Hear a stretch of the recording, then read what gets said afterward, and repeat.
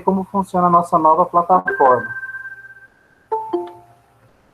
Então, na nossa disciplina de farmacologia, nós vamos ter um ambiente virtual de aprendizagem aqui, o Moodle, e nesse ambiente tem a nossa disciplina.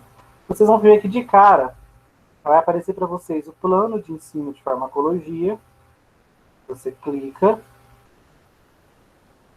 vai abrir aqui o plano de ensino. Você abre o plano de ensino, lê, tem todas as instruções. Vocês vão ver que tem um resumo dele também na apostila de vocês. Logo em seguida já está aqui a apostila do primeiro bimestre. Nós vamos com ela até o final de setembro. Já na primeira semana de outubro nós temos uma prova e a gente troca a apostila para a apostila do segundo bimestre, coisa que a gente já fez em outras disciplinas, né? Eu imagino que a grande maioria aqui tenha feito já disciplinas comigo, então já conhece a dinâmica das apostilas. A apostila de farmaco tem uma quantidade maior de atividades, ela tem casos clínicos, ela tem tabelas para ser preenchidas, a gente vai fazendo isso juntos ao longo do bimestre. E aí vocês vão pegando o jeito, mas a ideia não foge da ideia das nossas outras disciplinas, em que a apostila é um instrumento, gente, de preparação para a prova, um instrumento de estudo. Diferente de outros trabalhos que vocês já possam ter feito em outras disciplinas, e até de outros trabalhos que eu já dei também no passado, que não tinha muito vínculo com a prova. Muitas vezes o professor opta por dar um trabalho, para pontuar, né, para dar pontos de trabalho, com conteúdos extras, conteúdo que ele muitas vezes nem cobra na prova, ou conteúdos à parte. Eu mudei um pouco de ideia em relação a isso, e eu achei melhor criar um trabalho, que no caso é a apostila, que vale 2 pontos, mas que ao fazê-lo, você está estudando para a prova. Você sabe que as apostilas têm os desenhos, tem as anotações, são o primeiro contato de vocês com a matéria. Depois tem a minha explicação, onde você completa ali com as suas considerações, suas dúvidas. Esse é um segundo contato seu com a matéria. As apostilas sempre têm um mapa mental, onde você faz um resumo do que você aprendeu naquela aula. É seu terceiro contato. Lá no final da apostila vai haver um estudo dirigido, fazendo novamente uma pergunta sobre esses temas que a gente debateu. É seu quarto contato. O quinto contato, vocês lembram onde que é, né? Qual vai ser a quinta vez que essa mesma questão vai ser colocada para vocês? Quem lembra?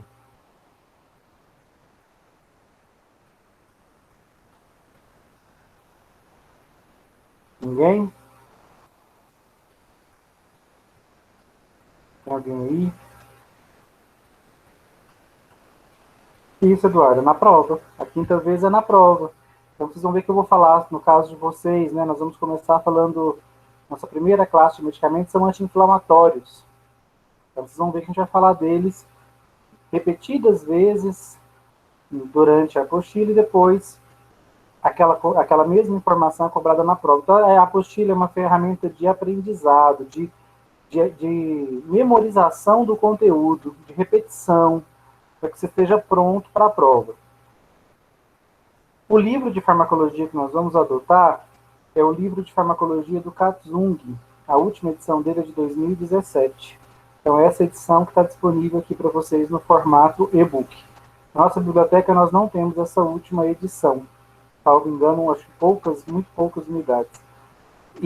Mas podem usar outras edições dele, tá? Edições anteriores, não há grandes diferenças não. E também outros livros de farmacologia, todos versam sobre o mesmo assunto. E dividem a farmacologia do mesmo jeito, né, em classes terapêuticas. Depois vocês vão perceber que nós estamos divididos em aulas, né? Uma aula 1, Introdução à Farmacocinética, que nós vamos começar hoje. Aula 2, Introdução à Farmacodinâmica. Aula 3, Farmacoterapia da Inflamação. Aula 4, Farmacoterapia das Alergias. São apenas 4 conteúdos e nós já vamos ter a primeira prova. O primeiro bimestre nosso é bastante enxuto. Depois dessas 4 primeiras aulas, vamos para a prova, que vai ser na primeira semana de julho. E aqui também eu vou inserir um link para vocês com o local para postar a apostila. Como vocês já sabem, né, a data de entrega de apostila é a data da prova. Só que agora, como a gente não tem uma prova num dia fixo, nós temos uma semana de provas, a prova de vocês vai cair nessa semana aqui, ó. de 5 a 9 de outubro. Então, ainda vou dar para vocês o dia 10, que é um sábado, após a semana de provas, o dia 10 e o dia 11. Então, vocês vão poder entregar para mim, assim, foi demais, no dia 11 de outubro, essa apostila.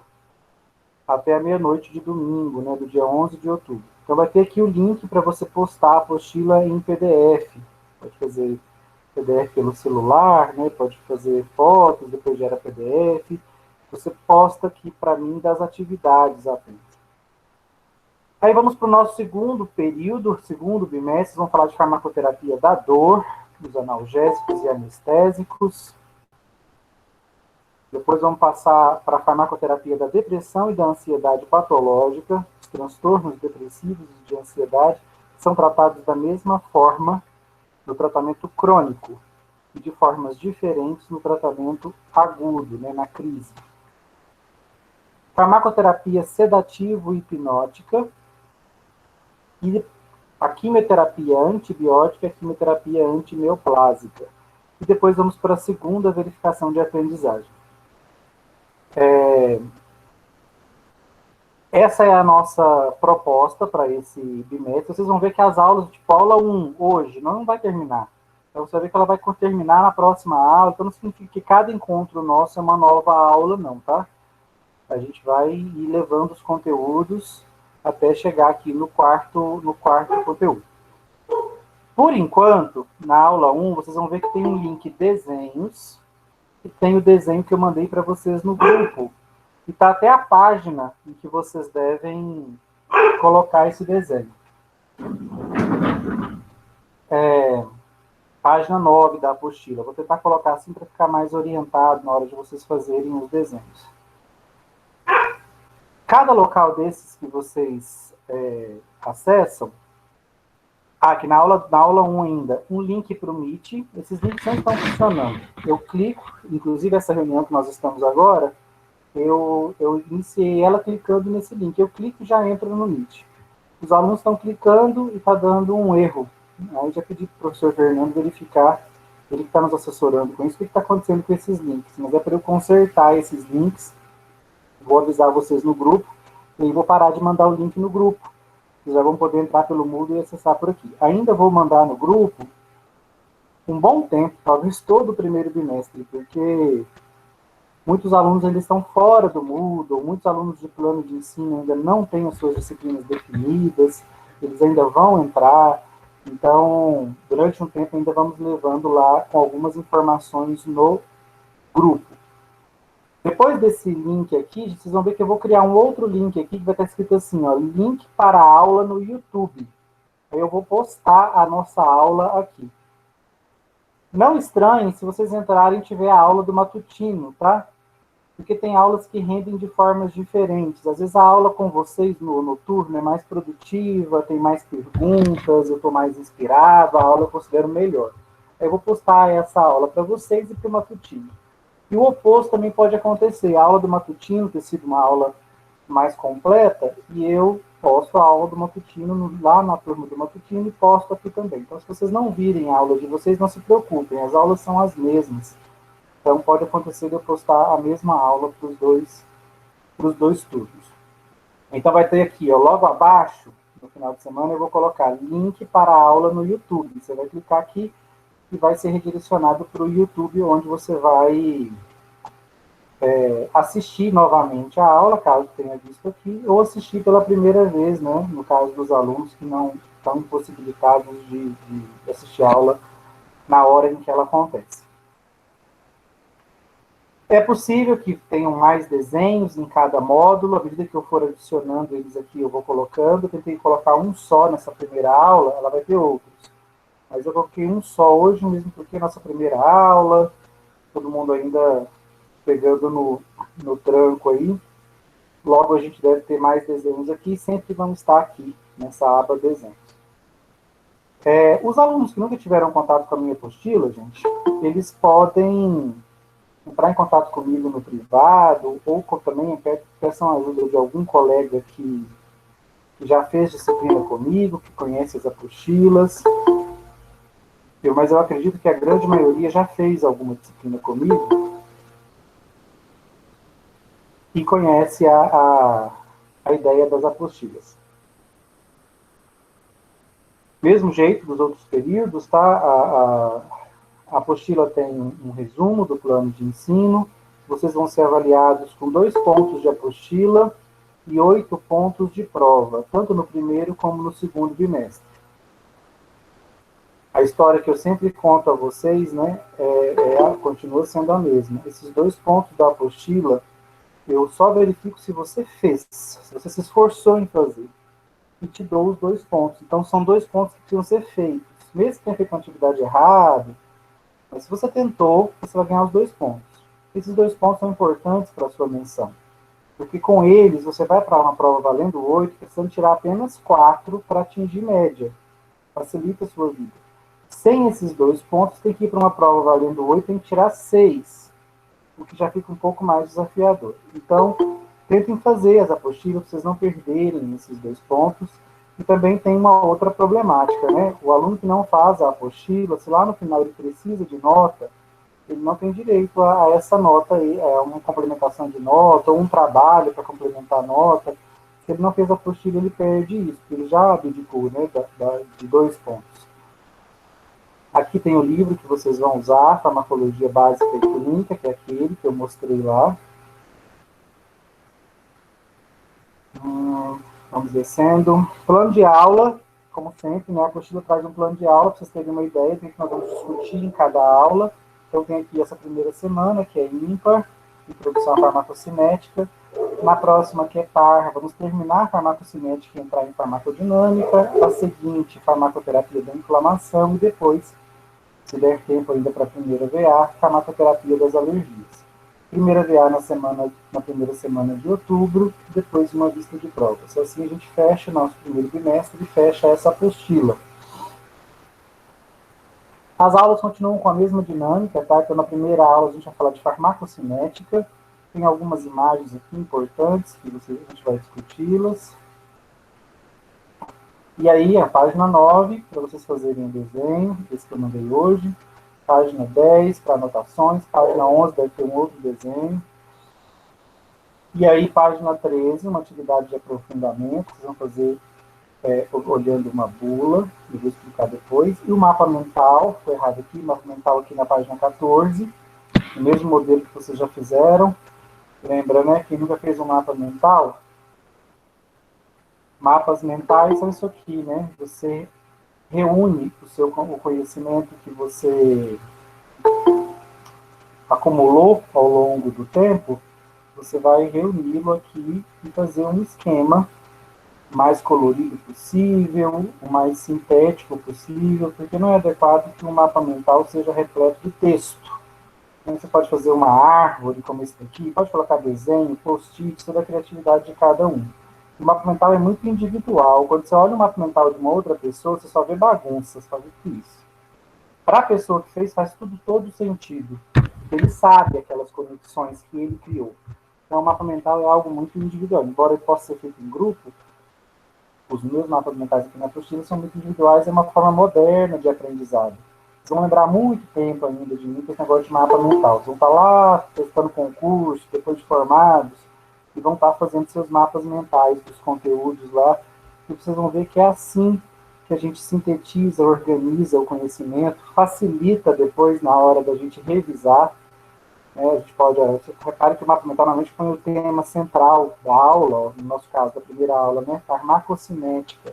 Destaca ele no centro e puxa todas as informações a partir dali. Mas tem muitas dinâmicas para você fazer um bom mapa mental. Cor é uma das mais interessantes, destacar informações, isso estimula o nosso cérebro, maximiza a sua memorização dos conteúdos, e farmaco vai exigir muito da memorização de vocês, porque é uma disciplina bastante complexa. A aula 2 segue a mesma dinâmica. Vocês vão ver que nós vamos ter casos clínicos e também tabelas farmacológicas, que eu vou explicar quando chegar a hora. Depois dos antialérgicos, que é o nosso quarto e último tema, nós vamos para estudo dirigido. Então, mais uma vez, com aquelas perguntas, são 25 perguntas. Mais uma vez, eu peço que responda isso dirigido, faça em grupo. É bacana fazer em grupo, cada um contribui com o que entendeu, a resposta fica mais completa. Deixa isso tudo dirigido bem impecável, tira dúvidas comigo, não deixa para fazer ele na última semana, não, porque essa é a fórmula certa para o fracasso na disciplina. E faz de última hora, faz de qualquer jeito, responde errado aqui, leva a resposta errada para a prova, não tira os pontos lá. Então, esse estudo estando bem feito, caprichado, não tem erro. Você revisa ele um dia antes da prova e é sucesso. Aqui as linhas para vocês responderem. Essa apostila já está na Xerox da Fama, tá? E também, se não me engano, já mandaram no grupo. Na Xerox da Fama está cobrando R$17 por ela, encadernada e colorida. Mas é óbvio, né? Ninguém tem obrigação de fazer lá. Vocês têm o PDF, podem imprimir lá onde quiser, nas condições que vocês estiverem aí, podem imprimir em casa. Quem não estiver em Anápolis, né? Quem estiver na casa da sua cidade de origem aí, pode buscar da forma que vocês acharem mais fácil. Certo? Vocês vão ver que o nosso conteúdo é um conteúdo bem instigante. No começo vocês vão falar sobre questões de cinética e dinâmica, que embora sejam mais técnicas, são muito importantes porque ela vale para todas as classes que nós vamos estudar daqui para frente. A farmácia ainda vai ter várias farmacologias depois dessa primeira, mas os outros cursos só tem essa. Então, os conhecimentos que vocês tiverem aqui, na cinética e na dinâmica, vocês vão ver que vocês vão levá-los, aplicá-los a diversas classes de medicamentos. Já na inflamação e nas alergias, a gente começa vendo duas classes muito populares. Dificilmente um de vocês aí não teve contato com, né, ou não faz até uso recorrente de anti-inflamatórios e antialérgicos. Aqui na inflamação estou falando de nimesulida, de diclofenaco, de ibuprofeno, naproxeno, de ácido acetil salicílico, o famoso AS, né, um medicamento clássico, celecoxib. Aqui nas alergias tem medicamentos muito populares, né, o Polaramine, o Fenergan, que são a dexclorfeniramina e a prometazina, antialérgicos de primeira geração, provocam um sono danado, vocês vão entender por quê. Existem os de segunda geração, como a loratadina, a cetilizina, a fexofenadina, esses já não provocam sono, vocês vão entender por quê. O que é estudar farmacologia, gente? Estudar farmacologia é entender como é que o medicamento faz a mágica que ele faz. E vocês vão concordar comigo que parece magia mesmo o tal do medicamento. Você está ali com uma dor insuportável, latejante, te incomodando profundamente. Você vai ali, toma determinado medicamento, passa-se alguns minutos e aquela dor que estava insuportável desaparece.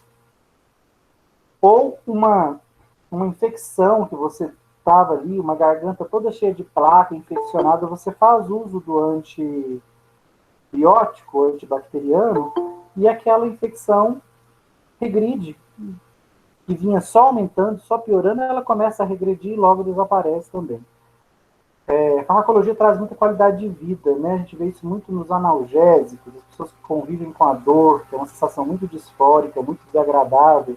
O analgésico livra a pessoa desse tormento. Temos várias classes de opções de analgésicos. As inflamações também são muito dolorosas e lesivas para os tecidos, precisam ser contidas.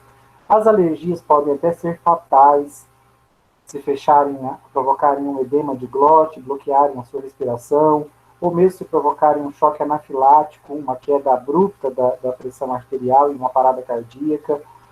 Então, os medicamentos que trouxeram para nós, além de mais longevidade, nos trouxeram também qualidade de vida. Vocês conseguem imaginar o que seria no passado fazer uma extração de um dente todo infeccionado antes da existência dos analgésicos e principalmente dos anestésicos locais? Em alguns filmes do passado a gente consegue ver isso, né? Pessoas amputando pernas em filmes de guerra, braços, e o máximo que tinha para fazer era morder um pedaço de couro ou cheirar éter, e praticamente se intoxicar também com o éter para tentar desmaiar, e aí a cirurgia seguir, o que também era bastante perigoso. A gente, quando olha para as populações antigas, a gente fica vendo que as pessoas morriam com 30 e poucos anos, essa era a expectativa de vida. Né? Consegue imaginar, né? As pessoas que vivem muito, viverem aí 30 e poucos anos, mas por quê? Porque não tinham acesso, né, a medicações. Então, os recursos para manter a saúde, a própria medicina era muito evoluída, cirurgias e tudo mais. Mas a falta de medicação, a introdução, né, dos medicamentos modernos, nos permitiu viver mais tempo, porque nos permitiu combater melhor essas doenças. E é impressionante o efeito deles. Né? Quem já teve uma alergia generalizada, aquela que sai vergões por toda a parte do seu corpo, uma coceira insuportável, e você não consegue se conter, vai se machucando e aquilo vai se alastrando pelo seu corpo. Chega ali no hospital, a enfermeira faz o antialérgico com o anti-inflamatório e parece realmente mágica, é questão de minutos e aqueles pontos alérgicos vão desaparecendo, a coceira desaparece e é como se nada tivesse acontecido. E há minutos atrás você estava praticamente enlouquecendo. Quem tem filho asmático, né, sabe que a criança começa a sufocar, é aquele desespero, você vem ali com o spray, atomiza uma dose do medicamento na garganta dele e ele volta a respirar quase que instantaneamente. Uma criança que há pouco estava sufocando, puxando o ar sem conseguir, ficando cianótico, com os lábios azulados, faz a nebulização e já melhora. Então, o que vocês vão estudar nessa disciplina? Que magia que é essa? Que molécula que é essa? O que ela está fazendo dentro do meu corpo que eu volto a respirar de uma hora para outra? Que a minha pressão que estava 200 por 100 volta para 120 por 80. Que aquela infecção bacteriana que estava cheia de pus, inchada, vermelha, dolorida, febrão, de repente desaparece, as bactérias somem. A minha urina estava toda turva, mal cheirosa, cheia de micro-organismos, minha bexiga soltando descamando, a urina toda turva, de repente tomo o antibiótico, ela normaliza de novo, a infecção desaparece. Ou um tumor que eu consigo extinguir usando a medicação antineoplásica, salva a minha vida, né? Porque as neoplasias malignas são sempre fatais, se não tratadas.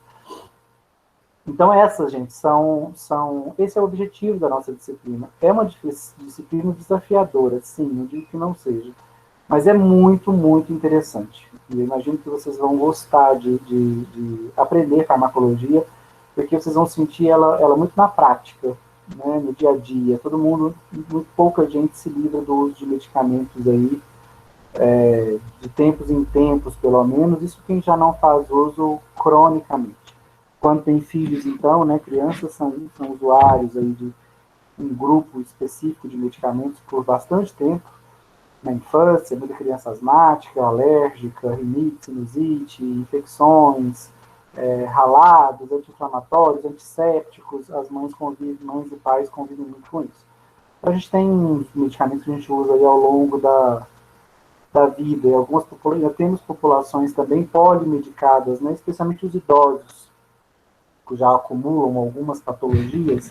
É comum você ver o idoso aí tomando 3, 4 medicações, um idoso já polimedicado, que nos traz mais desafios farmacológicos ainda, que entra no campo de interação medicamentosa, de um fármaco com o outro, soma de efeitos adversos, que torna essa farmacologia ainda mais pesada, mais complicada, e ainda feita de forma muito amadora no nosso país. A gente tem muito a evoluir ainda com os futuros profissionais da área aí, serão vocês, né? Dito isso, deixa eu parar um pouquinho. Dúvidas sobre esse começo, sobre essas orientações que eu falei agora? Professor, boa noite, tudo bom? Boa noite. Aqui no meu só está aparecendo o áudio mesmo. O senhor está mostrando alguma imagem? Ah, bacana você falar. Estou mostrando ou não? Para mim não está saindo imagem, só o áudio e o cérebro com óculos. Eu estou apresentando a tela. Ninguém está vendo, não? Eu, Sim, tá Jordânia, mostrando não. na tela. Tá, vai aparecer na minha tela com as carinhas de vocês aqui? Sim, tá igual você tá vendo. Eu tô vendo também. Entendi. Não, é bom a Ana Lúcia ter falado isso, que a gente já esclarece. Ó, o Meet, ele depende muito da sua Jordânia. conexão com a internet. Hum, Então, o que vai acontecer? Se a sua conexão, se você começar a me ouvir de forma robótica, a minha hum, voz falando bem devagar e estranha, é sinal que a sua conexão está falhando. Ou se a imagem sumir, né, porque ele também não está segurando a imagem. Então, o Meet, se a sua conexão falhar, isso vai acontecer. Se acontecer para hum, todo mundo, é porque a falha é na minha conexão. Às vezes a gente tem até que parar hum, a aula para eu reconectar aqui. Mas se for específico no seu, como os outros estão vendo, aí é porque é uhum. na sua conexão. Às vezes funciona você sair e voltar outra vez para. Entendi. A amiga falou pra fixar, eu fixei a Camila, mas aí continua do mesmo jeito. Não tá aparecendo imagem, não, só o áudio. Uau, vai, sai e tenta Só. entrar de novo, vê se na volta já aparece para você. É importante você ver a tela. Ai, ok, Se eu vou tudo tentar. não conseguir, aí Hum, não tem jeito, viu, gente? Quando não conseguir ver a tela, não adianta tentar, porque você vai ficar só ouvindo e você precisa me ver apontando o que eu estou falando, não o tempo todo, mas uhum. em muitos momentos. Aí, se não conseguir de todo jeito, é melhor deixar e assistir a aula gravada. Gravada depois. É, porque às vezes você fica dando um murro em ponto de faca aí e fica perdendo seu tempo. Ou se já tiver a aula do matutino postada, você assiste ela, que normalmente é a mesma aula. Mas vai acontecer, tá? O vídeo depende muito da sua conexão. Tá, ok. Vou sair então, tá? Prossegue. Tá, sai um pouquinho e entra de novo para ver se funciona. Você também, Douglas, que o som está cortando. Esse som cortando também é falha de conexão. Bruce, Oi? eu tava vendo a tela, só que agora não tá vendo. Você parou de mostrar? Não, continua mostrando. Eu não paro hora nenhuma da aula, tá? Desde que vocês estão entrando, eu deixo. E eu só paro a hora que eu encerro a gravação no final da aula. Ah, então sempre vai estar mostrando alguma Sempre coisa. vai estar mostrando a tela. Nunca sai da tela, não. Mesmo quando eu não estou no slide, eu estou no Uhum. Meet, eu estou no Moodle, a minha tela tem que estar aparecendo o tempo todo. Eu vou sair então e vou tentar entrar de novo. Tá, joia? À noite é um horário mais difícil, porque a internet pesa muito nesse horário que o pessoal chega em casa. Então tá De bom. manhã isso acontece bem menos. Não, então tá bom. Vou tentar aqui de novo. Tá, Obrigada. joia? Tá, joia? Até por isso, a gente deve postar mais a aula da manhã, viu? Porque a aula da noite, além dela ser mais tumultuada, que vocês trabalham e vão entrando no grupo, demora muito para entrar todo mundo. No matutino, o pessoal já entra mais depressa, então não tem que ficar vindo aqui toda hora aceitar o aluno. E o Jordânia, tá te aparecendo aí agora? Tá sem o seu áudio.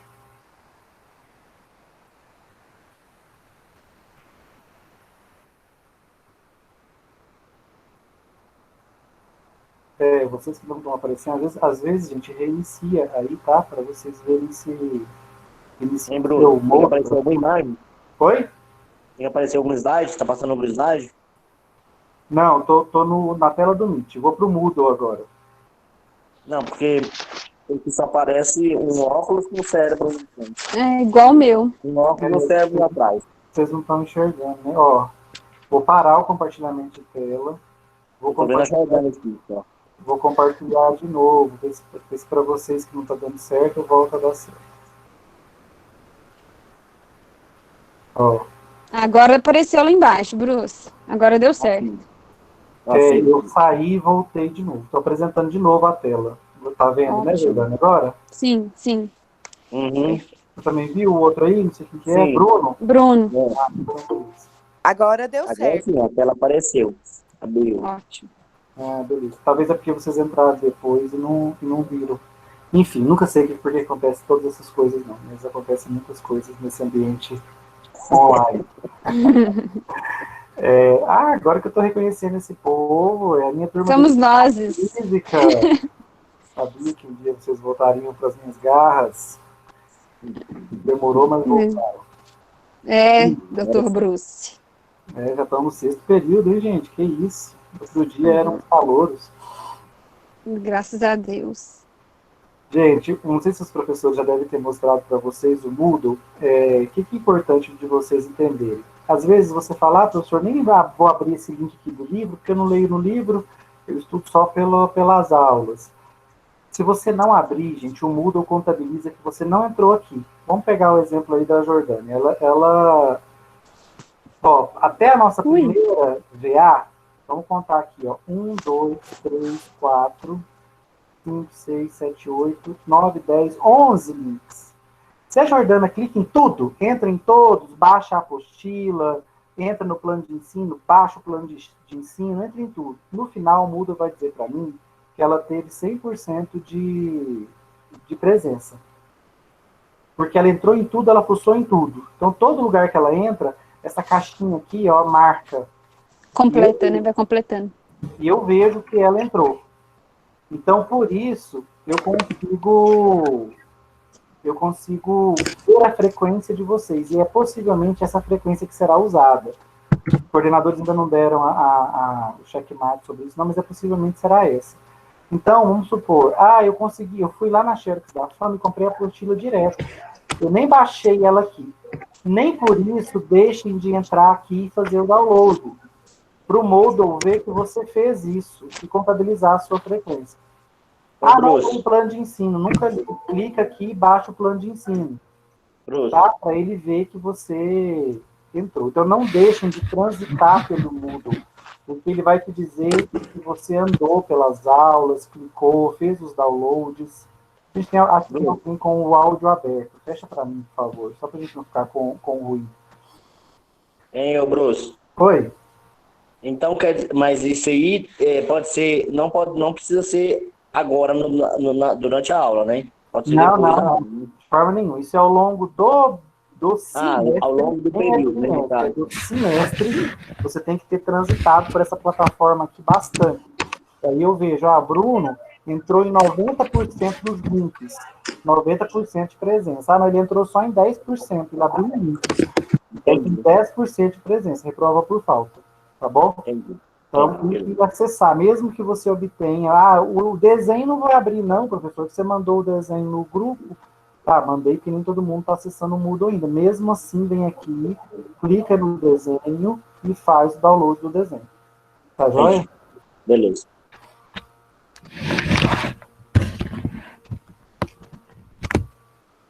Camila, no site da plataforma tem o link para o app. Tá falando do link para o Meet, Carita, ou do link para o Moodle? Do Moodle tá no site da Fama. Do Moodle mesmo. Eu vou procurar, então.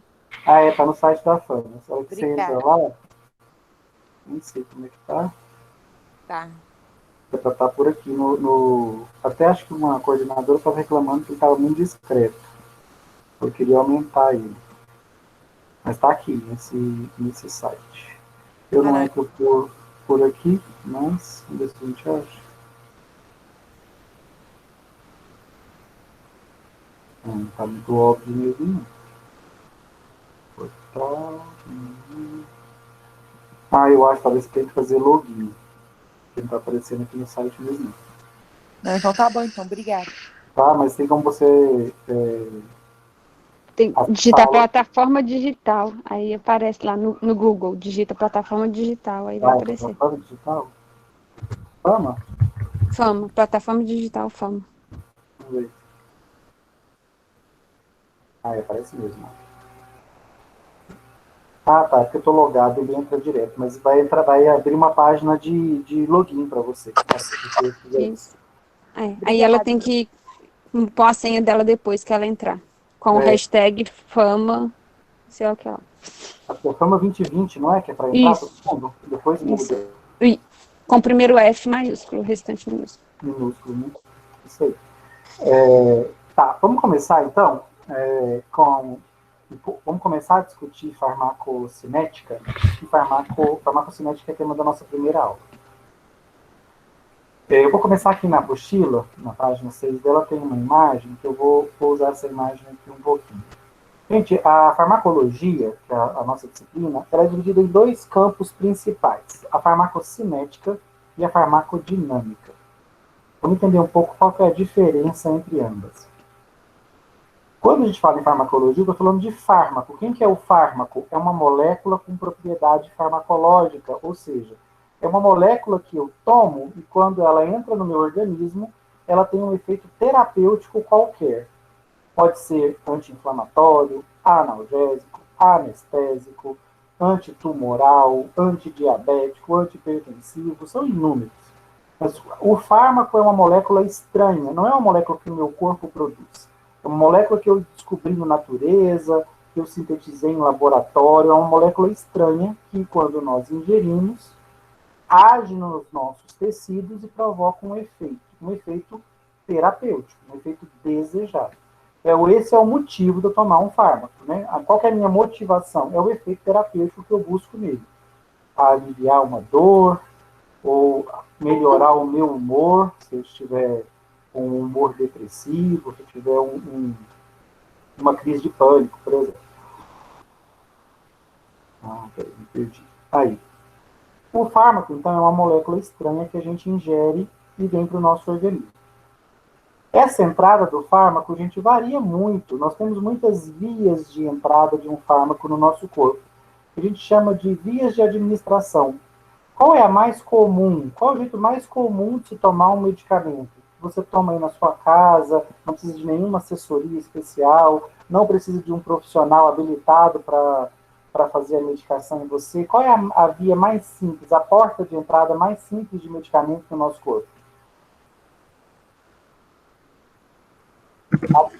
Oral. Oral, né? Mais fácil, mais prática. Mas nem sempre a via oral é a via possível. Às vezes, por limitações da formulação ou do paciente, eu preciso adotar outras vias, e tem muitas outras. Então, essa entrada, ela pode se dar pela pele.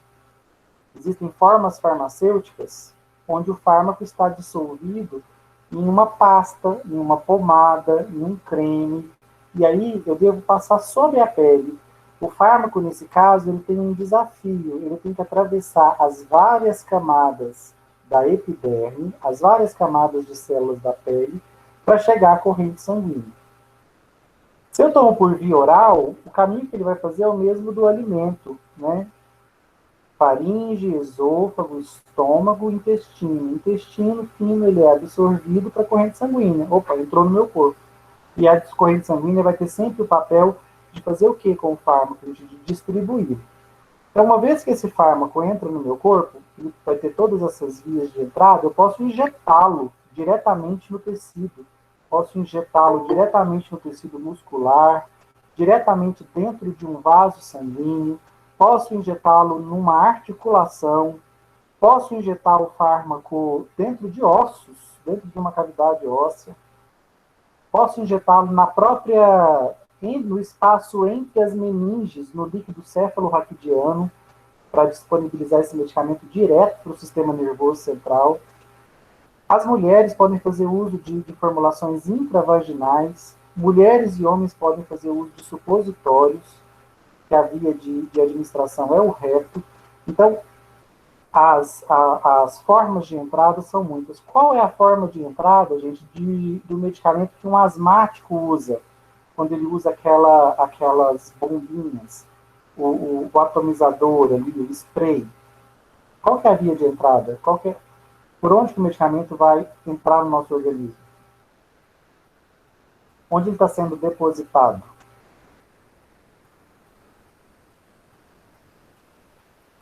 Se vocês puderem responder Via nasal. com o áudio, tá? Porque daí eu não preciso ficar... Eu geralmente eu não estou vendo aqui o chat, tá? Eu estou na mesma tela que vocês. Então, se puderem abrir o áudio aí e responder. Quando o medicamento é... O objetivo o problema do asmático é no pulmão. Então, quando aquela criança, né, atomiza ali uma dose da medicação, ela inala essa dose pela boca, é mais comum pela boca, e ela vai direto para os pulmões. Então, o que esse fármaco tem que fazer? O que essa molécula com propriedades terapêuticas precisa fazer? Ela tem que sair dos alvéolos, da parede dos brônquios, dos bronquíolos, atravessar a parede deles e cair na corrente sanguínea. Então, a dose de um fármaco, quando administrada, ela pode entrar no nosso corpo por diferentes vias, e aí ela passa a corrente sanguínea.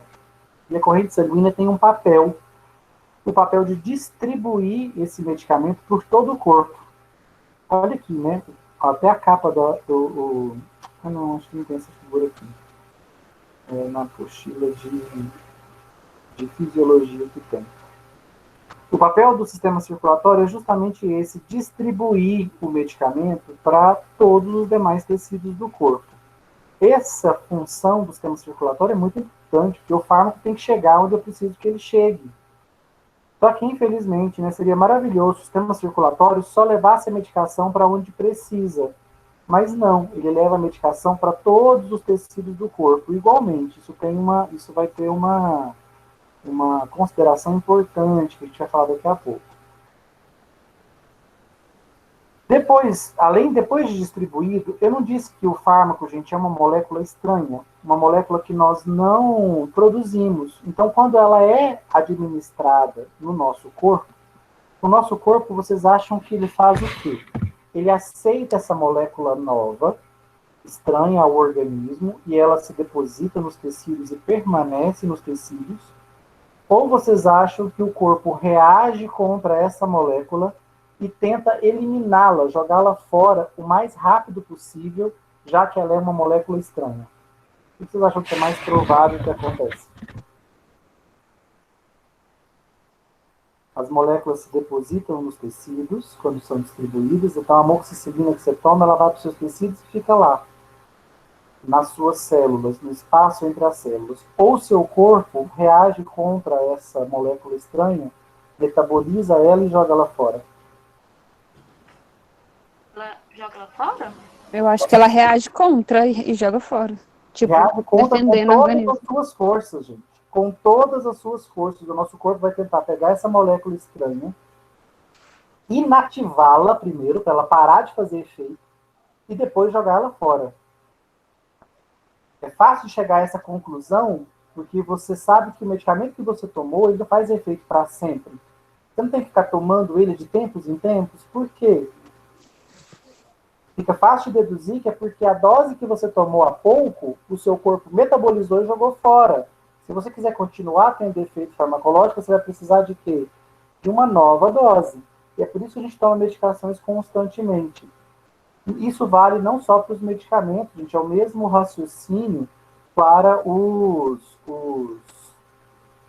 venenos, para os pesticidas que entram no nosso corpo, são substâncias estranhas, o nosso corpo tenta o mais rápido possível se livrar delas. Porque para as nossas células, para os nossos tecidos, ele não diferencia o que é uma molécula do bem, um fármaco que é para te curar, de um veneno que é para te matar. Para ele, para o nosso organismo, é tudo molécula estranha. A gente chama de xenobiótico. Xeno, X-E-N-O, né? Vocês viram isso lá em fisiologia.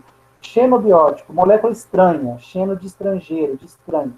Moléculas esquisitas, que não são do nosso corpo. Ele tenta reagir contra elas, inativá-las e jogá-las fora. Essa é a tentativa do nosso corpo de nos livrar dessa molécula estranha que entrou no organismo. Quando é um veneno, isso é maravilhoso. Diminui, né, o dano que o veneno vai causar para o seu corpo. Mas quando é um medicamento, isso é ruim, porque daí você vai perder o efeito terapêutico com o tempo.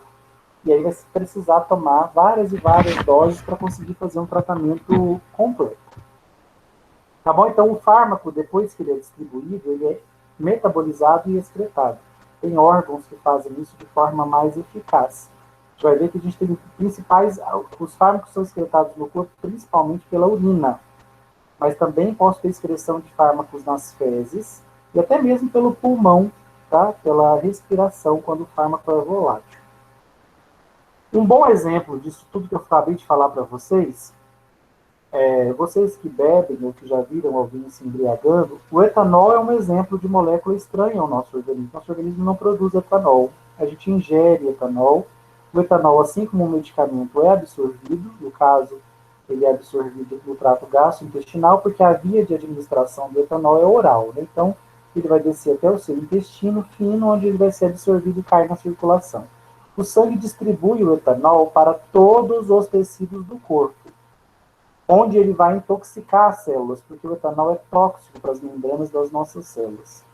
Essa toxicidade ela fica mais evidente no sistema nervoso central. A gente começa a perceber que a pessoa tem alterações no seu comportamento, no seu emocional, no seu equilíbrio, no seu nível de atenção.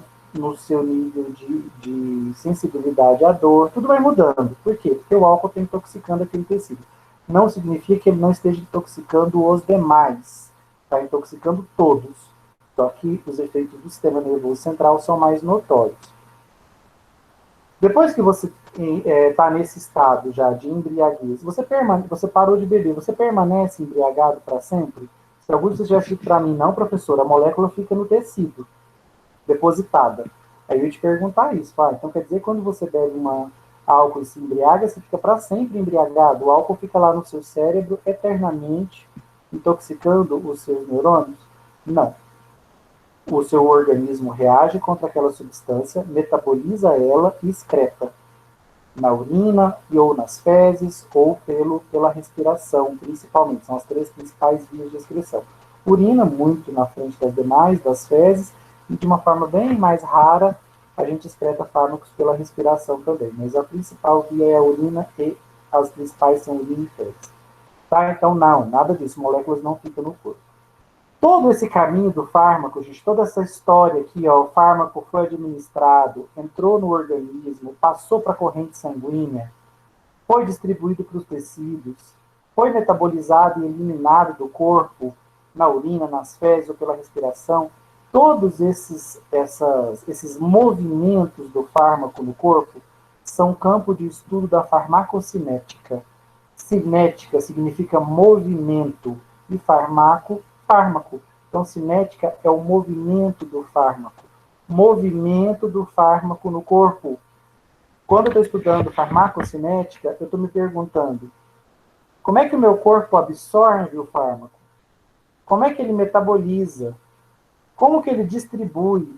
E, por fim, como que ele excreta? Como que ele joga fora esse fármaco? Então, há esses 4 parâmetros aqui, gente, são os campos principais de estudo da farmacocinética. A gente sempre diz que a farmacocinética estuda absorção, metabolização, distribuição e excreção de fármacos. Há uma regrinha para ajudar a gente a entender que farmacocinética, a gente pode dizer que é o movimento do fármaco, né? Mas a gente também pode dizer que é o que o nosso corpo faz com o fármaco. Então, como é que o nosso corpo absorve o medicamento? Como é que o nosso corpo distribui? Como que ele metaboliza e como que ele excreta? Então, a cinética está estudando como é que o nosso corpo reage a essa molécula estranha, a entrada dela. Como que o nosso corpo absorve, distribui, metaboliza e excreta. Tá bom? Cinética. Tema que a gente vai iniciar hoje. Esse fármaco, a gente concorda comigo que eu tomei e ele está sendo distribuído. Vamos ver se vocês entendem o que eu vou falar agora. Esse fármaco, quando ele está na corrente sanguínea, ele vai ser distribuído para todos os tecidos do corpo. Mas eu vou dar um exemplo de um fármaco. Vamos pensar que a pessoa ela está por conta agora da pandemia, vamos imaginar que é uma pessoa que é grupo de risco e ela está bastante preocupada com a possibilidade de se contaminar com o Covid e de vir a falecer, e essa pessoa desenvolve uma crise de ansiedade, um transtorno patológico de ansiedade. E ela vai ter receitado para ela uma medicação ansiolítica, para ela tentar controlar essa ansiedade, porque ela começa a ter ataques de pânico, então vai ao médico e ele prescreve ali paroxetina, fluoxetina, não interessa, uma medicação ansiolítica qualquer. Quando ela tomar essa medicação, vamos supor que ela tomou na forma de comprimido. Ela passou pelo trato gastrointestinal, absorveu no intestino e chegou na corrente sanguínea. A corrente sanguínea vai levar as moléculas desse ansiolítico para quais tecidos? Uma vez que as moléculas, que a dose de ansiolítico que ela tomou chega na corrente sanguínea dela, o sangue vai levar essas moléculas de ansiolítico do fármaco para quais tecidos dela? Vamos, gente.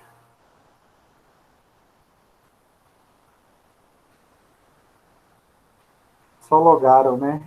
Foram todos embora. Eu tô aqui, mas eu tô sabendo responder. Gente, uma vez que o fármaco cai na corrente sanguínea, vai para todos os tecidos. Mas a minha pergunta é, ela tomou um ansiolítico. Qual tecido que eu quero que essa fármaco vá?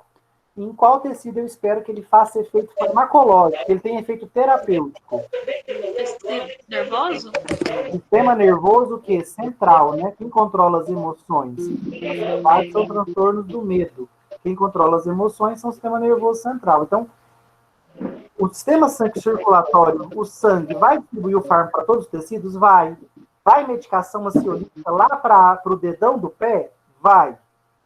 Mas lá não vai ter efeito, não espero efeito nenhum lá. Onde eu espero efeito? Eu espero efeito no sistema nervoso central. Eu espero que esse fármaco atinja o cérebro dessa paciente, modifique a neuroquímica desse cérebro e ela pare de sentir essa angústia, essa preocupação excessiva que caracteriza um transtorno de ansiedade. Quando esse fármaco chega no local onde eu espero que ele haja e ele efetivamente age lá, eu digo que o meu fármaco, gente, atingiu o ciclo de ação. Acho que tem alguém com o áudio aberto. Gente, se vocês puderem fechar aí, por favor. Esse fármaco atinge o ciclo de ação. Oi? Tem uma pergunta? Esse fármaco atinge o sítio de ação.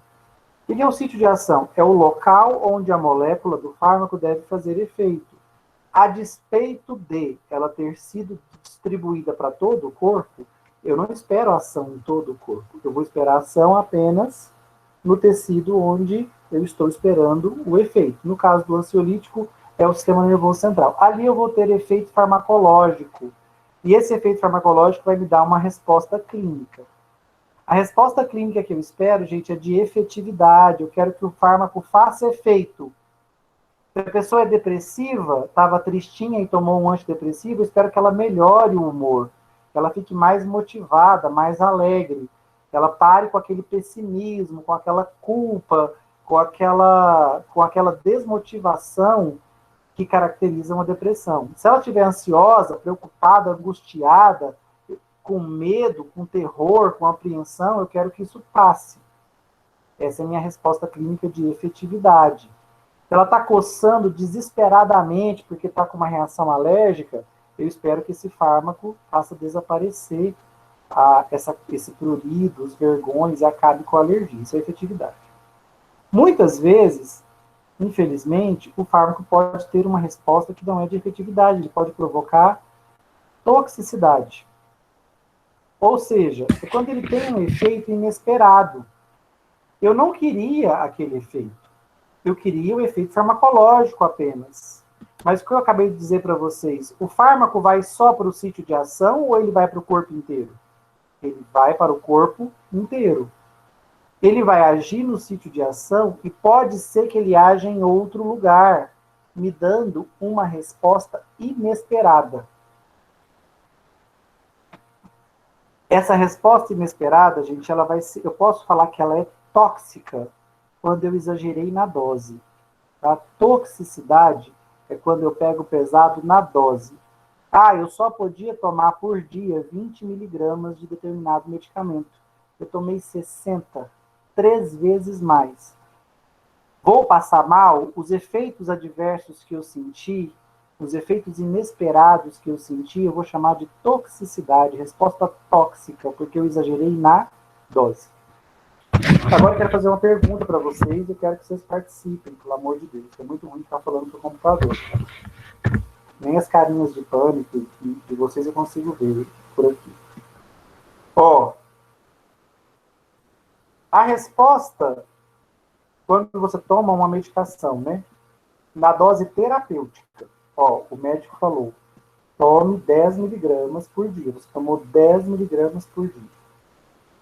Se eu fizer certinho, conforme me foi prescrito, eu só vou ter efeito farmacológico, efetividade, ou seja, vou ter uma resposta clínica adequada, ou eu ainda posso ter efeitos inesperados, indesejáveis, mesmo tomando a dose certa. Mas pode ter Mesmo tomando as indesejáveis, né? doses. Eu acredito que pode também. Também acredito que pode ter, professor. O que é um efeito indesejável, gente? ele não necessariamente é um efeito fatal. Não vai te matar, não. Mas é um efeito que você não esperava. Um bom exemplo são os antialérgicos.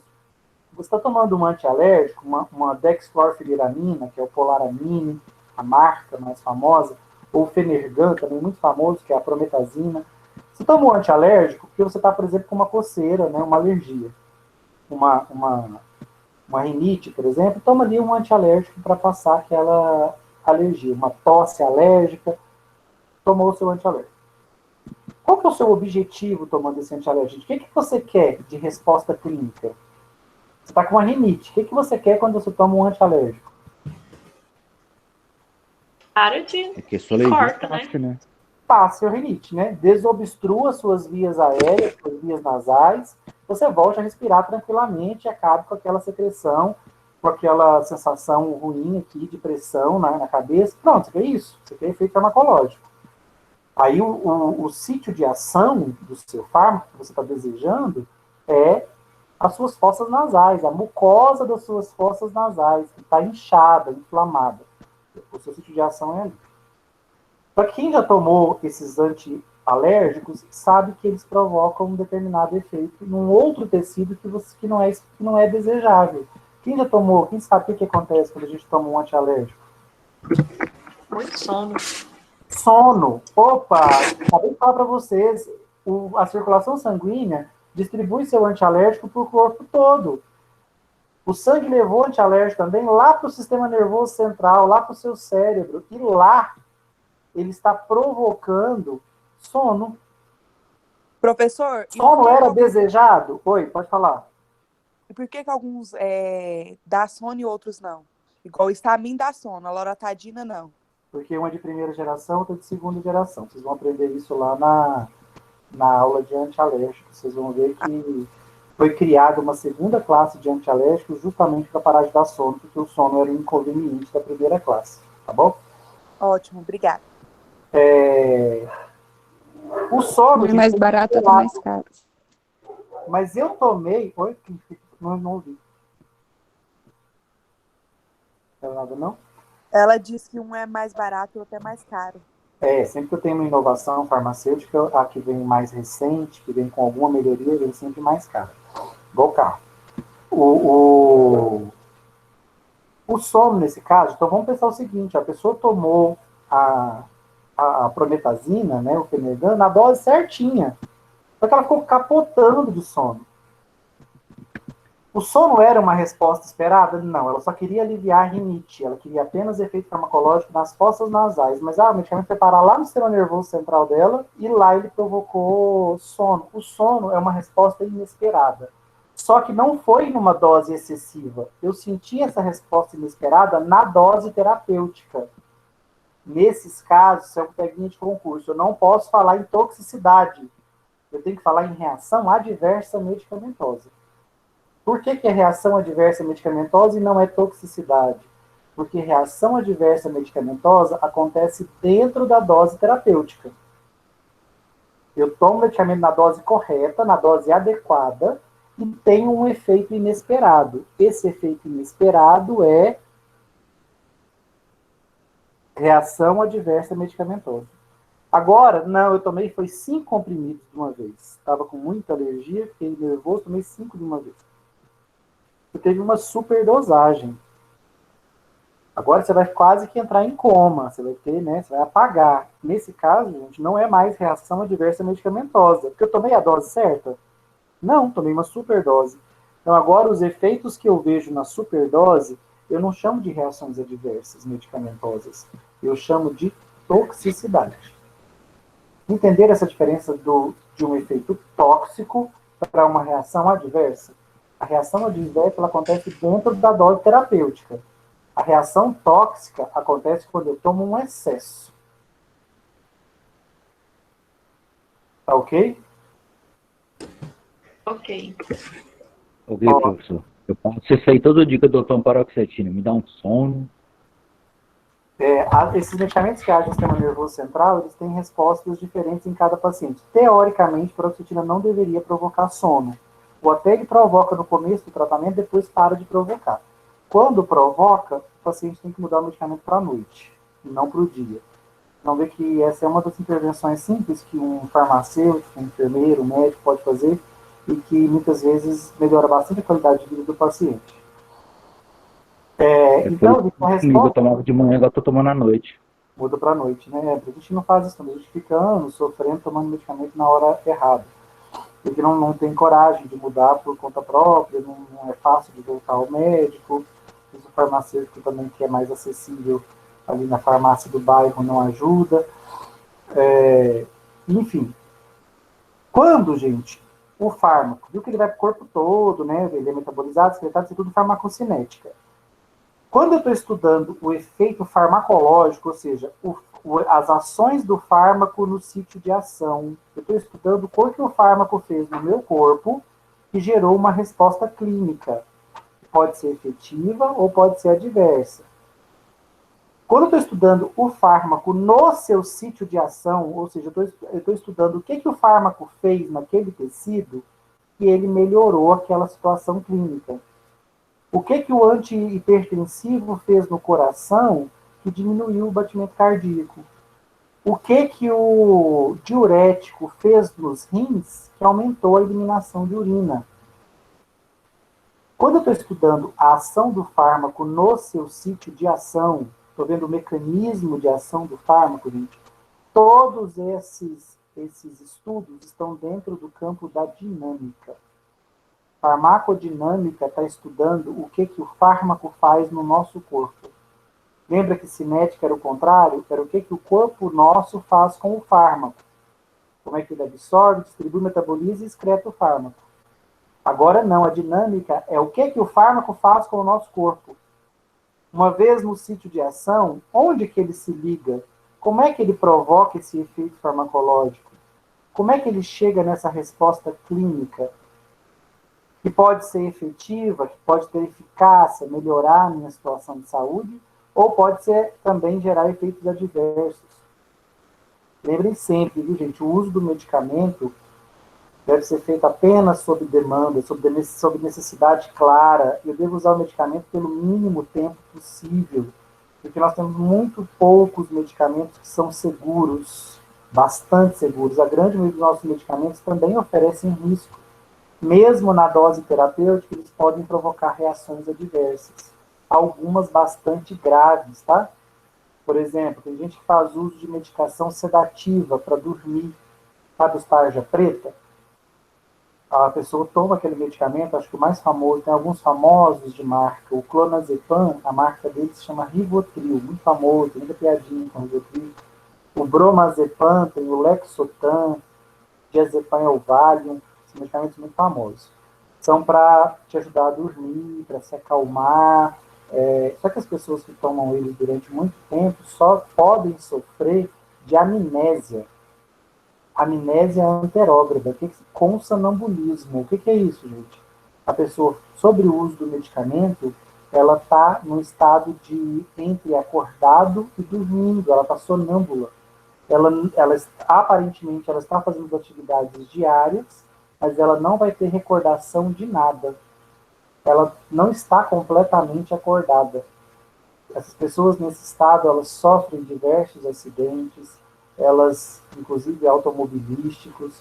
Por quê? Porque elas não estão completamente acordadas. Essa é uma reação adversa que pode acontecer dentro da dose terapêutica, ou seja, a pessoa não tomou um excesso do fármaco, ela tomou o que ela deve tomar todos os dias. Só que é uma reação adversa perigosíssima. Pode, inclusive, pôr a vida do paciente em risco e a vida de outras pessoas. Então, por exemplo, dirigindo, operando uma máquina, porque ela não está completamente acordada. Ela está nesse estado de sonambulismo com amnésia. Depois você perguntar para ela, você lembra que ontem você foi ao banco? Ela fala, não fui ao banco, eu não saí de casa. Só que ela saiu, ela foi ao banco. Professor? Foi. A abstinência, ela é considerada uma toxicidade ou ela é um efeito adverso? Não, nenhum dos dois. A abstinência são uma série de sintomas físicos que a gente sente quando o nosso corpo sente falta do fármaco, falta da droga. E, normalmente nós só temos abstinência de fármacos que nos provocam prazer, que geram euforia. geram uma sensação boa. E quando a gente para de tomá-los, o nosso corpo, o nosso sistema nervoso central sente falta. E aí a gente tem uma série de sintomas físicos, taquicardia, tremor, sudorese, pode ter até uma convulsão, agressividade. Esses são sintomas da falta da medicação, tá? Eu só posso falar em reação adversa medicamentosa e em toxicidade quando o fármaco está presente. É ele que está provocando a reação adversa num outro tecido ou a reação tóxica quando ele está em dose muito alta. É o fármaco o protagonista desse evento adverso. Já na síndrome de abstinência, o que está provocando os sintomas é justamente a falta dele. O corpo querendo mais dele, porque você parou de tomar. Tá? Então, a crise de abstinência é diferente da reação adversa. Gente, esse termo, reação adversa medicamentosa, tem uma sigla para ele, RAM, R-A-M, reação adversa medicamentosa, RAM. As RAMs são os termos mais, são o termo, falar a RAM, né, a reação adversa medicamentosa, é o termo mais moderno. Só que vocês vão ver na bula o termo apenas reação adversa, veio antes. Vocês vão ver efeito colateral, que é ainda mais antigo. Vocês vão ver efeito adverso, que também é mais antigo. Gente, é tudo a mesma coisa, tá? São terminologias que foram mudando. Talvez daqui a uns anos já não estejam chamando mais de reação adversa medicamentosa. Tenham achado um outro nome mais adequado.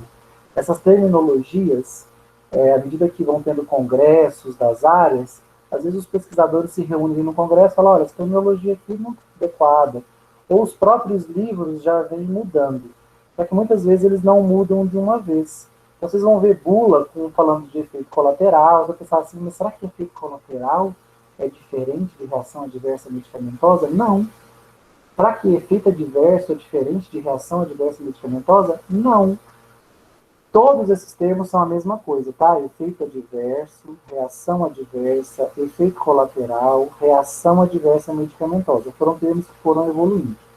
Vou pedir para que vocês usem o mais atual, reação adversa medicamentosa, RAM. O que é uma RAM? É um efeito inesperado, indesejável, que o fármaco me provoca quando eu tomo ele na dose terapêutica. Não tomei em excesso, tomei a dose terapêutica, a dose adequada, e ele me provocou um efeito inesperado, indesejado. Quando eu tomo um medicamento para dormir, eu não quero ficar sonâmbulo, esquecer o que eu estou fazendo, não ver o que eu estou fazendo. Isso é um efeito inesperado. Quando eu tomo um medicamento para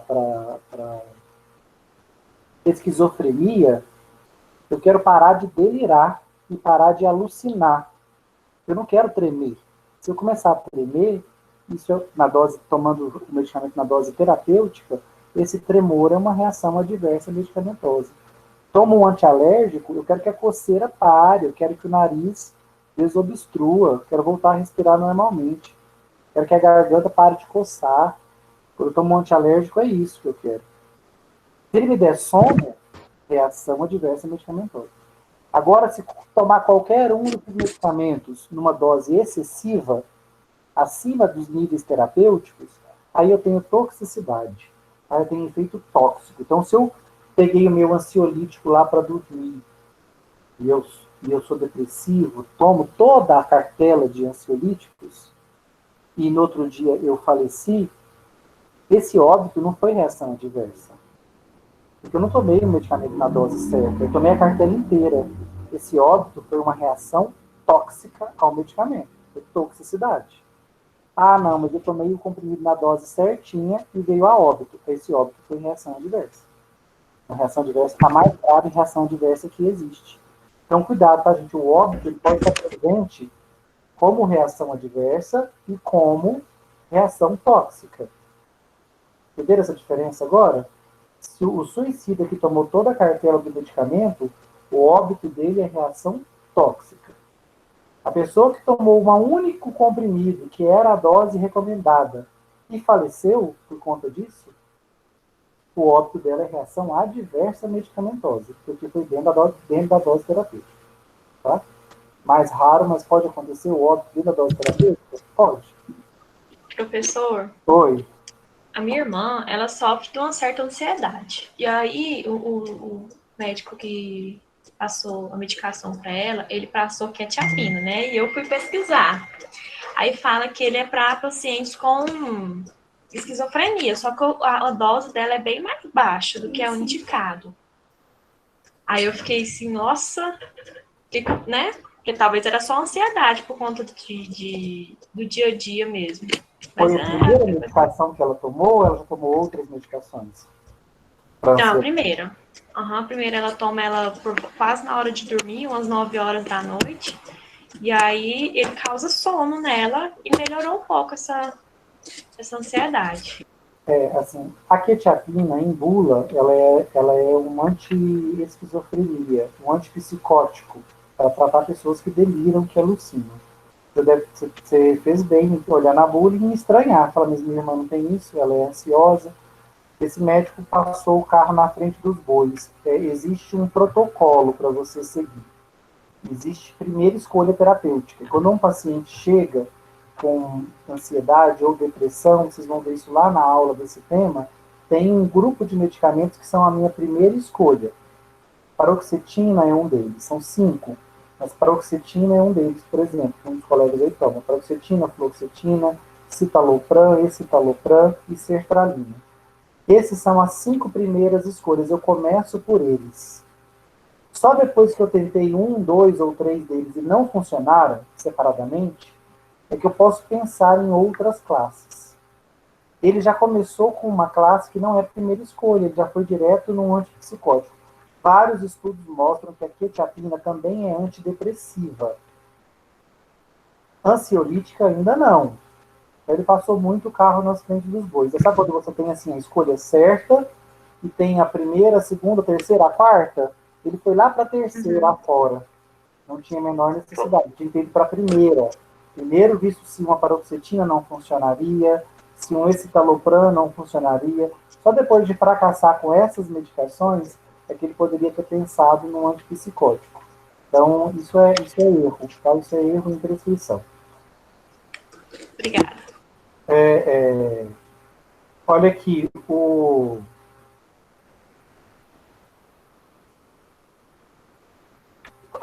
antes de ver aqui para o slide, como essas noites estão quentes, né? Está direito. Só concluindo, então, cinética, nosso tema que a gente vai iniciar hoje, dinâmica, nós vamos ver na aula seguinte, que é dinâmica, quando estudando farmacodinâmica, estudando os efeitos do fármaco sobre o tecido. Lá no sítio de ação, lembra, só vou chamar de sítio de ação o local onde eu quero que o fármaco haja. Estava jogando futebol lá, tive um estiramento na panturrilha. Ou a moça estava fazendo unha e a manicure tirou um bife assim e infeccionou. Se esses dois personagens tomarem um anti-inflamatório, que fica doendo, eles querem que desinflame, pare de doer, o sítio de ação na moça é a cutícula machucada, é o cantinho da unha. É ali que eu quero que o fármaco haja. Se ele agir em outros tecidos do corpo, é reação adversa, medicamentosa. No rapaz que estirou a panturrilha, o sítio de ação é a panturrilha estirada. Eu quero que o fármaco age ali com efeitos anti-inflamatórios. É ali que está a inflamação. Se ele agir em outras regiões do corpo, reação adversa medicamentosa. Tá bom? E a cinética é o fármaco viajando pelo nosso corpo e o nosso corpo reagindo contra essa substância estranha.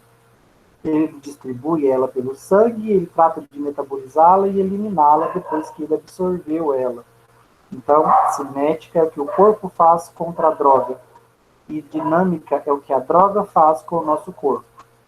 Droga, gente, é um termo que eu queria que vocês... Eu acho bobagem isso, assim, as pessoas tentam evitar no Brasil, porque no Brasil, quando você fala droga, as pessoas pensam em drogas ilícitas. Pensam em maconha, cocaína, crack, heroína. Mas no inglês, eles não usam o termo fármaco. No inglês, eles usam o termo drug. Inclusive, as farmácias deles chamam drugstore, né, loja de fármacos.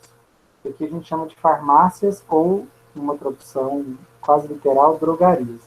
Mas Então, como vocês falaram, droga, vou tomar uma droga. A pessoa pensar que você é um viciado.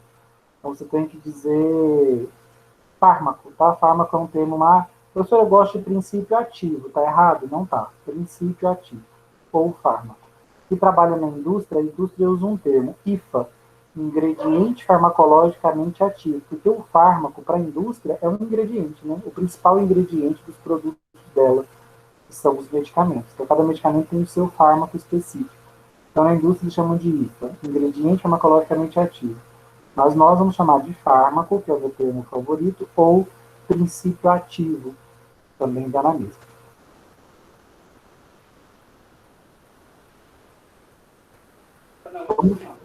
Os idosos falam, meu remedinho, pega meu remedinho. Opa, eu vou falar disso mais pra frente, mas vamos fazer essa deixa aí. Qual que é a diferença de medicamento, fármaco e remédio? Alguém sabe? Melhor não, só porque não. Não sei. Cadê os farmacêuticos? Remédio. Tem não. Eduardo, farmacêutica que trabalha na indústria.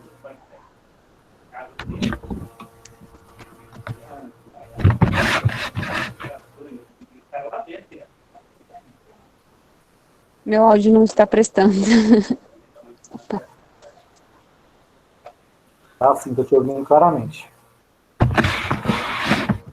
O Eduardo pediu para avisar que o áudio dela não está prestando. O dela não está prestando? Achei que era da Jordânia. Boa saída, hein, Eduardo? Não se acreditei não, gente.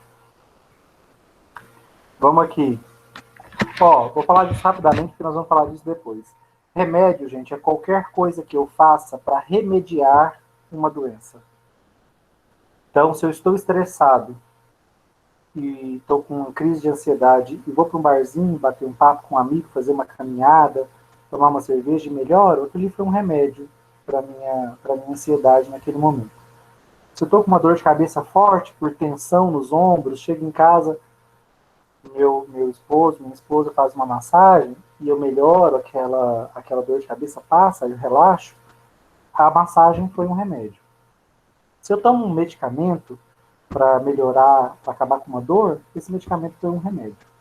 Se eu assisto um filme no Netflix para passar uma comédia para ouvir um pouco, melhorar meu humor, porque eu sou depressivo, o filme de comédia foi um remédio.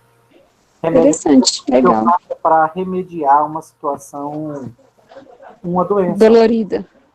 Uma situação de um transtorno qualquer. Se fizer efeito, se a massagem aliviar minha dor de cabeça, ela foi um remédio. Se não, ela foi inerte, inefetiva. Agora eu aprendi. Gostei dessa explicação. Remédio é um grande grupo de ações que você pode fazer. Fiz acupuntura para melhorar uma dor articular que eu tinha. A acupuntura foi um remédio para sua dor articular. Então, esses são os remédios. Os medicamentos, então, são remédios também? São. Só que a diferença dos medicamentos é que eles são produtos tecnicamente elaborados. O medicamento é tecnologia. Você compra ele vendendo numa caixinha, ele tem uma forma farmacêutica, ele vem dentro de um blister, de um frasco, tudo planejado para ele. Ele tem uma forma farmacêutica que ele está misturado com recipientes, com outras substâncias. Então, o medicamento é tecnologia. É aquele que eu vou lá na farmácia, compro, e ele foi tecnicamente elaborado. O que significa isso? Um especialista foi lá e o desenvolveu. Ele não é um produto uma finalidade específica, né, para tratar determinada doença. Esse é o medicamento. Então, o medicamento, quando eu falo, comprei um medicamento, o que você comprou? Você comprou a caixa, a bula, o blister e um monte de comprimidos dentro daquele blister. Isso que você comprou quando você fala que você comprou um medicamento.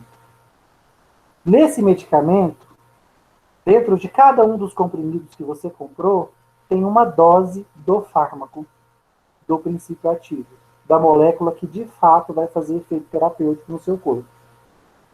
Essa é uma coisa que vai ser difícil de vocês largarem. Mas é abandonar o conceito de que fármaco e medicamento, vocês falam deles quase como se fossem a mesma coisa. Remédio nem pensar, né? A gente esquece. Remédio é coisa de leite. Já falando com a sua vozinha lá, explicando para ela, você vai usar remédio. Mas agora, profissionalmente, nunca mais, né? Medicamento. Então, dentro de cada medicamento traz o seu fármaco, ou o seu princípio ativo. Então, no xarope de loratadina, quando eu compro o xarope de loratadina, eu falo, comprei o medicamento loratadina. Você comprou o quê? Você comprou uma caixa de papelão com uma embalagem, uma bula, você comprou um frasco de vidro, também com um rótulo, um copinho dosador. Você comprou tudo isso. Quando você fala, comprei o medicamento loratadina. Naquele líquido que tem dentro do frasco, tem uma determinada dose de loratadina diluída, que é o seu princípio ativo. Então, o princípio ativo é a molécula, é o principal ingrediente da formulação do medicamento. Mas, além dele, vem recipientes. No xarope, gente, é só loratadina que tem ali naquele líquido? O que mais que tem? Não tem água? O que mais que tem no xarope? Além do fármaco e da água, da loratadina. Água, açúcar. Não tem açúcar? Xarope é Açúcar. docinho. Ele é transparente ou ele é colorido? Corante. Ele tem corante. Tem transparente, sabor, tem colorido, né? transcorante. Tem Tem corante, tem flavorizante, tem essência. sabor. Então, essas outras substâncias... Tem estabilizante também. Tem estabilizante, conservante. Essas outras substâncias eu chamo de excipientes. E dentro dos excipientes ali, misturado com eles e com a água, tem a grande estrela da formulação, que é quem? O princípio ativo, o fármaco. Que nesse exemplo aí é a loratadina. Tá? Então, fármaco, medicamento e remédio estão longe de ser a mesma coisa, tá? Embora de uma área bem estritamente relacionada, mas são coisas diferentes. Vamos lá, para falar um pouquinho de cinética. Não dá nem para começar, Brasil. Eu não termino o conteúdo, não sei por quê.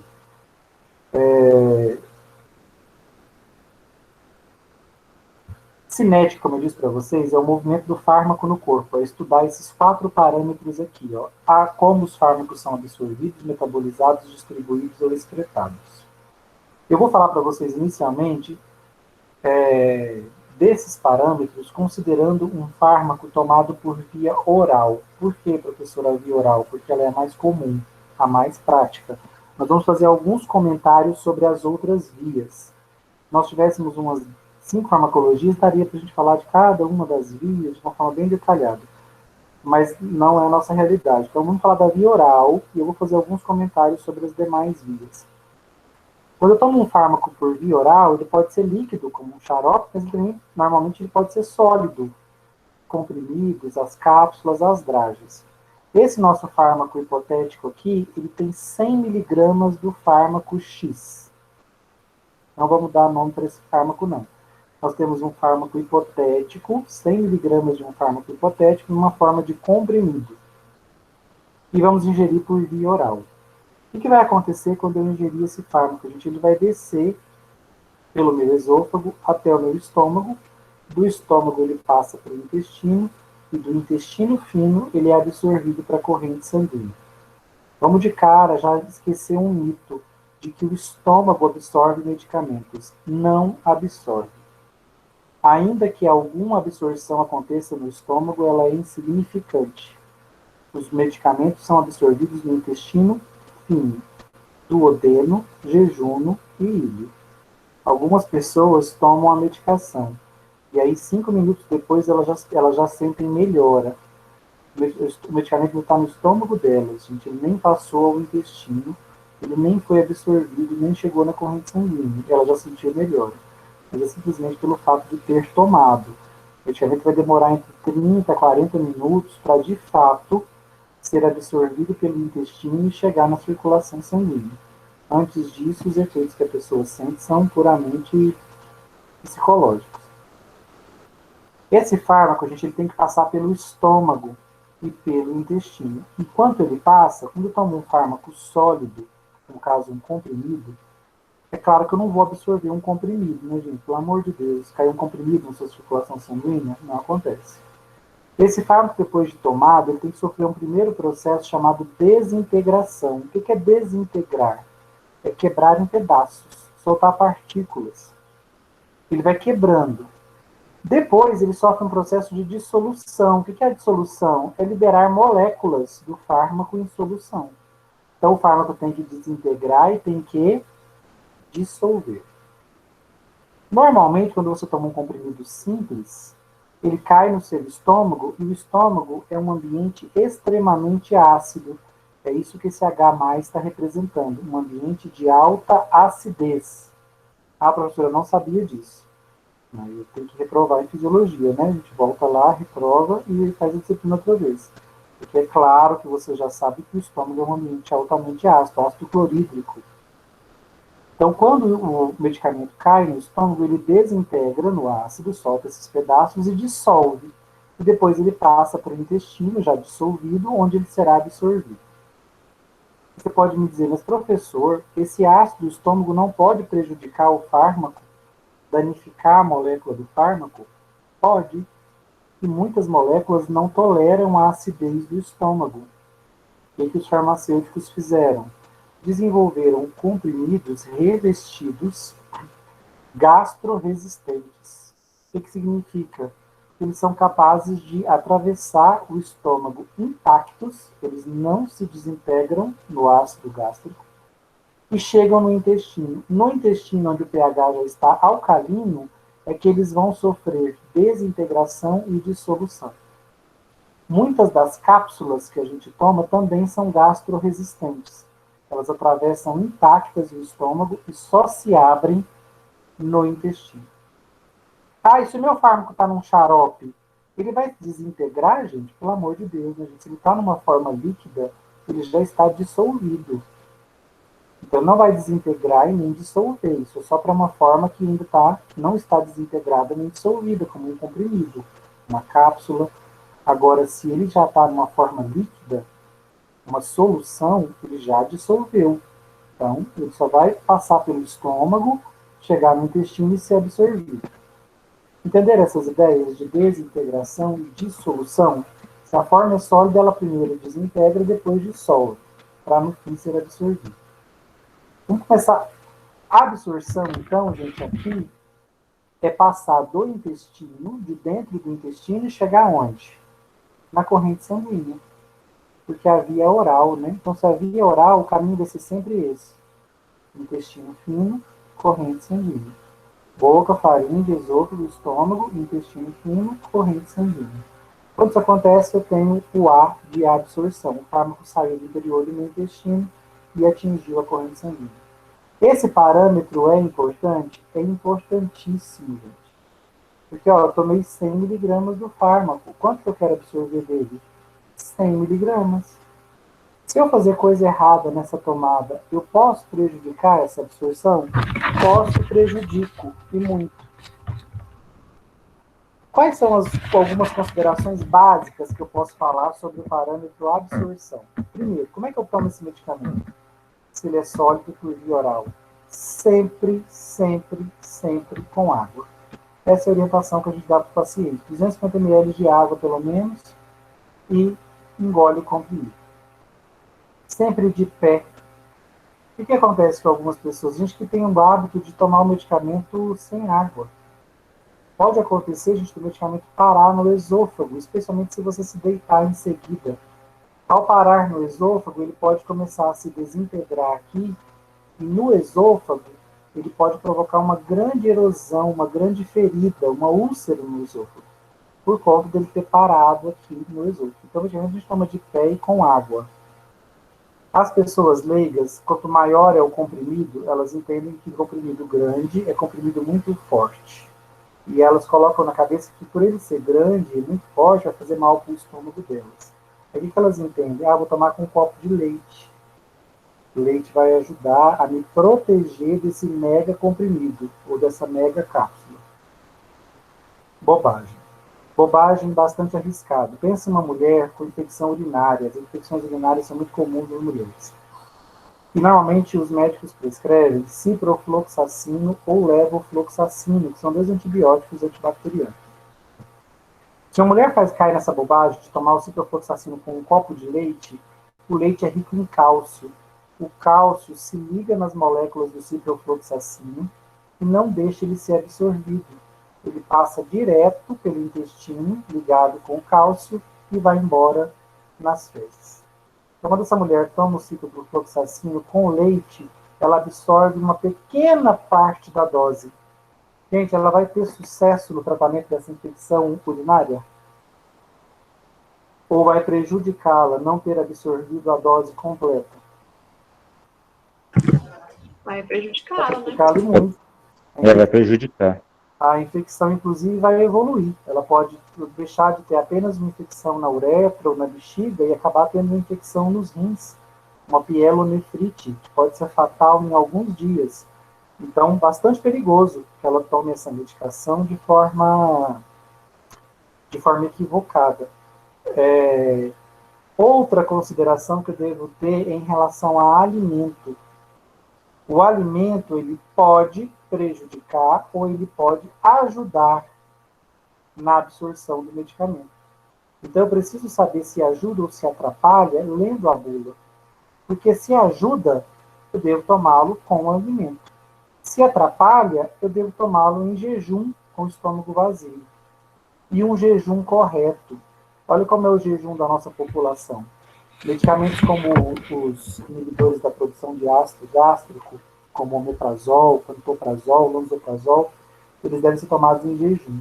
O mesmo acontece para os medicamentos que tratam o hipotireoidismo, que é o hormônio da tireoide sintético, a levotiroxina sódica. As pessoas devem tomar esses medicamentos em jejum. Mas como é que é o jejum de muita gente? Ele acorda de manhã, pega o medicamento, toma com um copo d'água, só que o café da manhã dele está pronto já na mesa. E ele já manda por cima ali daquela medicação, pão de queijo, bolo, pão, café, chá, leite. Gente, não adianta você tomar a medicação, ela cair no seu estômago vazio e em seguida cair comida em cima. É a mesma coisa que ter tomado com o alimento. Então, o jejum é tomar, esperar aí 30 minutos, ainda é pouco, 30, 40 minutos, para você pensar em comer. Porque daí o medicamento já passou pelo seu estômago e agora sim você está pronto para comer sem que o alimento se misture ao medicamento. Isso é um jejum verdadeiro, que não é feito. Muitas pessoas falam, tal medicamento não está fazendo efeito para mim, não funciona. Mas toma errado, tá? Lembra que eu falei para vocês que o ácido gástrico pode danificar alguns medicamentos e que por isso eu tenho comprimidos que são gastroresistentes, passam direto pelo estômago e só se desintegram no intestino. E tenho cápsulas também que são gastroresistentes. Outro erro comum dos leigos em farmacologia é pensar que quando eles querem um efeito mais rápido, especialmente quando é um analgésico, a pessoa está com dor e ela quer um alívio mais imediato, é comum que as pessoas queiram partir o fármaco. O fármaco não, desculpa, queiram partir o comprimido. Ou abrir a cápsula.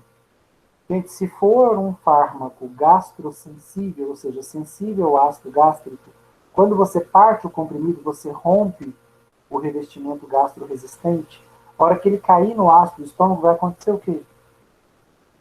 O ácido do estômago vai inativar o fármaco, boa parte da dose. Então, dessas 100 miligramas, talvez você só absorva de fato 50, porque metade da dose pode ter sido totalmente destruída pelo ácido gástrico. Quando você abre uma cápsula, a mesma coisa. Você tirou a proteção, a cápsula era uma proteção. Você tirou essa proteção, expôs o fármaco ao ácido gástrico, ele foi inativado e sequer foi absorvido. Ou foi absorvido inativo. Já não tem mais nenhum efeito farmacológico para o seu corpo.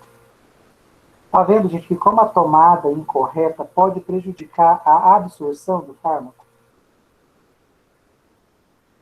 Se o meu fármaco não é por via oral, ele é uma pomada, de que forma eu posso prejudicar a absorção do meu fármaco quando a forma farmacêutica é uma pomada? Alguma ideia?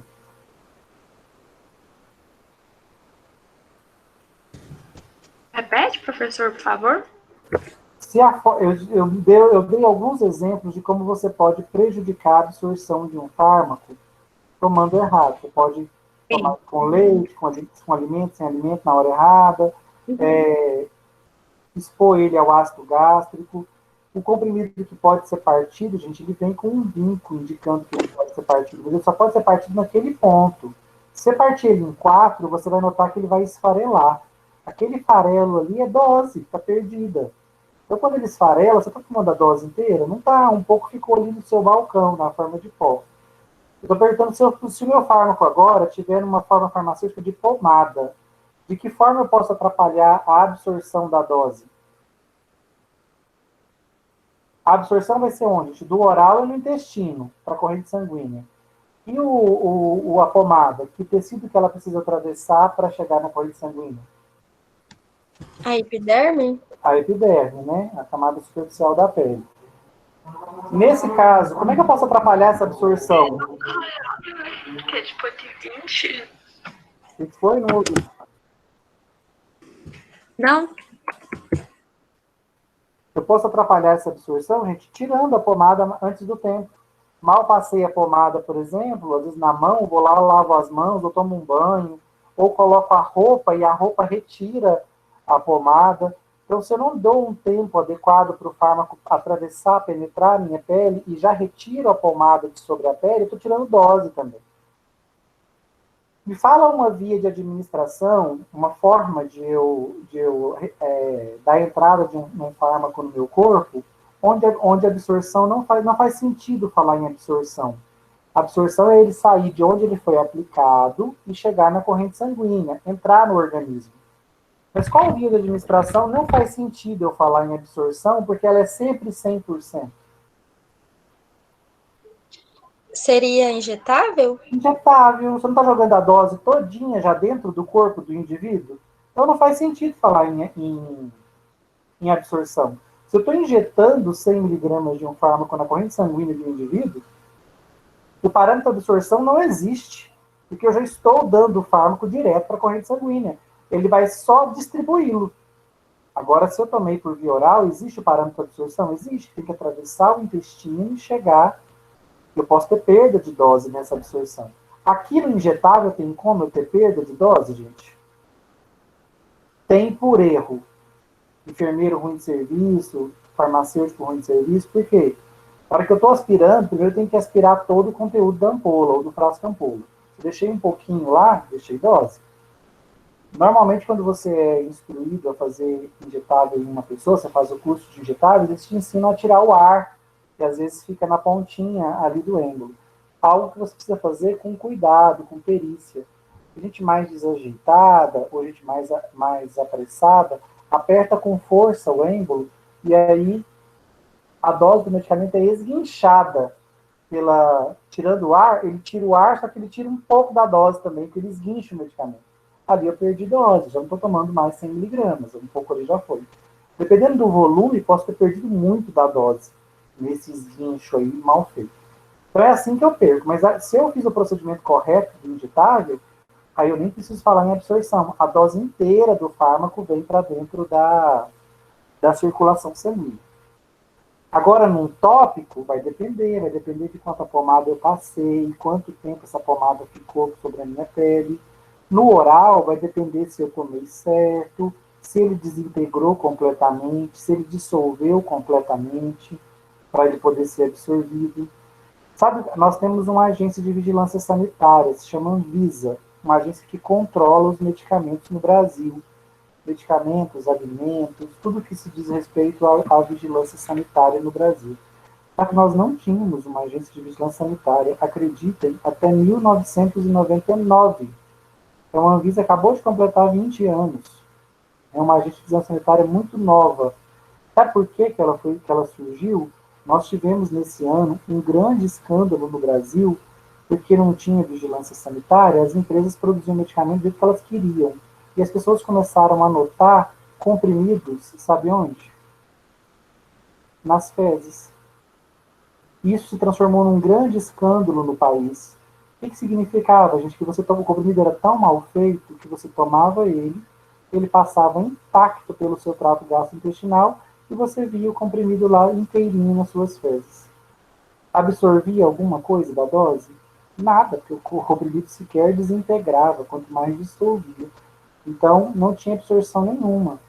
Muitas vezes os medicamentos eram até falsos, era só recipiente compactado, não tinha nem medicação ali dentro. Então percebeu-se que no Brasil, né, um país muito corrupto como o nosso, de todas as formas possíveis, as indústrias da época estavam fazendo medicamentos falsos. E aí percebeu-se que não, precisamos ter uma agência de vigilância sanitária, alguém para controlar a indústria, para fiscalizar, para acabar com isso, né? Pensa quantas pessoas não morreram de tomando medicações falsas, que sequer desintegravam. Aí quanto tempo isso durou, né? Deve ter durado décadas, até que a Anvisa finalmente foi criada e hoje ela fiscaliza a qualidade do nosso produto farmacêutico, aumentou muito, muito, muito nos últimos anos. Ainda temos indústrias que patinam feio aí na qualidade, mas mesmo essas que patinam ainda estão muito melhores do que no passado, onde o medicamento nem de verdade era, nem desintegrado, desintegrava.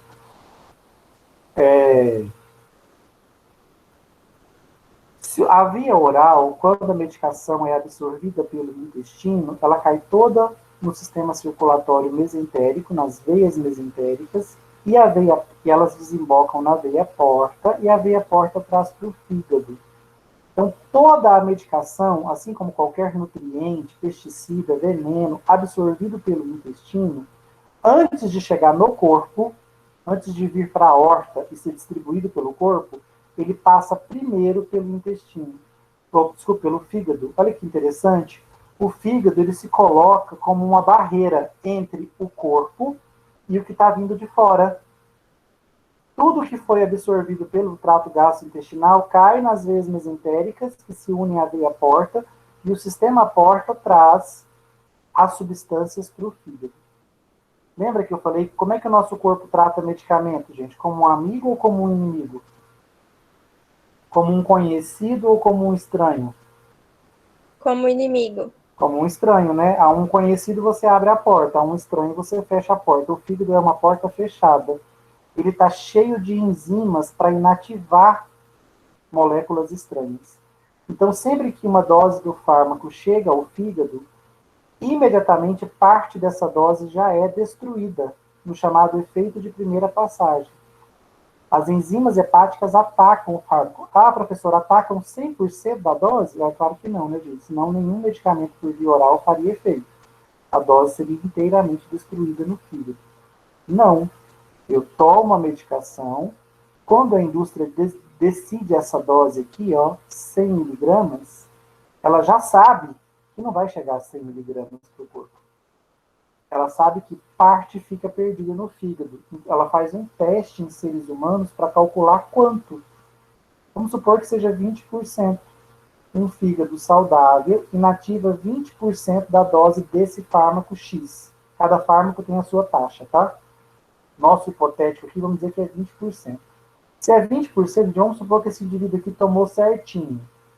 Desintegrou, dissolveu, ele absorveu 100 miligramas. Elas foram para o sistema mesentérico, porta, chegou no fígado.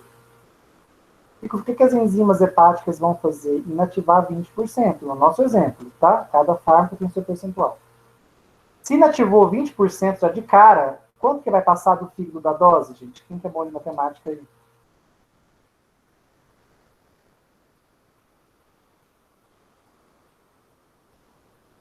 80%. 80%, 80 miligramas. Gente, essa dose do fármaco que sobreviveu ao fígado, nós vamos chamar de biodisponibilidade. E vamos começar a próxima aula falando de biodisponibilidade, que é o quê? A dose do fármaco tomado por via oral que sobreviveu ao metabolismo hepático de primeira passagem e, de fato, foi para o corpo. E depois do fígado, ó, a veia hepática desemboca na veia cava, lado direito do coração, pulmão, lado esquerdo, a aorta. O que a aorta faz? Distribui o fármaco para o corpo inteiro. Vai para a cabeça, para os músculos, para os braços, para as pernas, para o corpo todo, para os órgãos internos, para o rim. Então, o fígado é o grande responsável pelo parâmetro 2. O parâmetro 1, a gente viu que pode, se a via for oral, onde é que a absorção se dá? No intestino. Se a via for tópica, aonde que a absorção se dá? Na pele. Se for intravenosa, onde que a absorção se dá? Em lugar nenhum, não tem absorção. Eu já apliquei direto dentro da circulação. Metabolização Professor, já acontece especialmente no fígado. O fígado não é o único, tá? Rim, pulmão, pele, sistema nervoso. Professor, Também metabolizam fármacos, mas o fígado metaboliza mais. Sim. vou te atrapalhar, desculpa.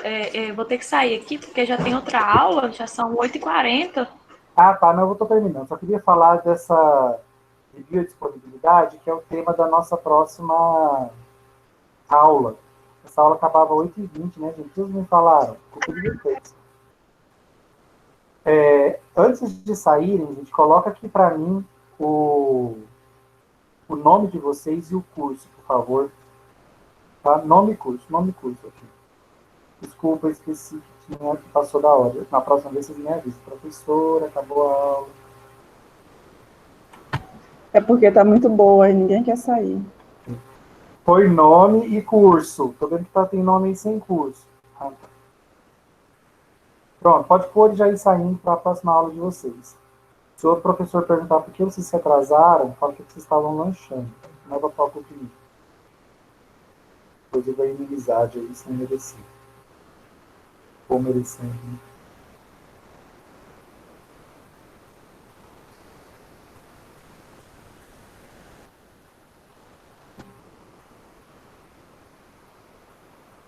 Ei, Jordana e Lore, estou de olho em vocês, assim, nessa farmacologia.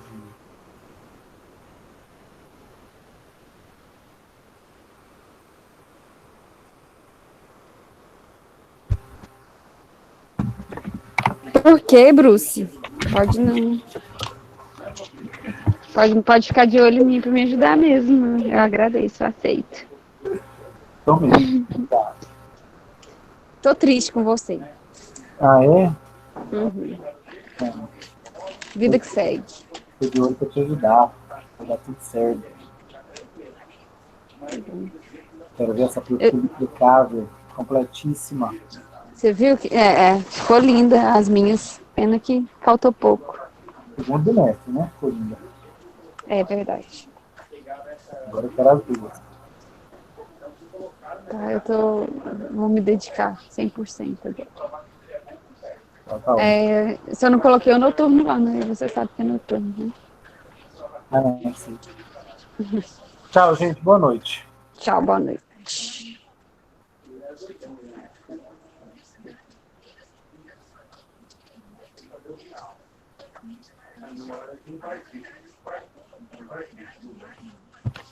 Olha, gente.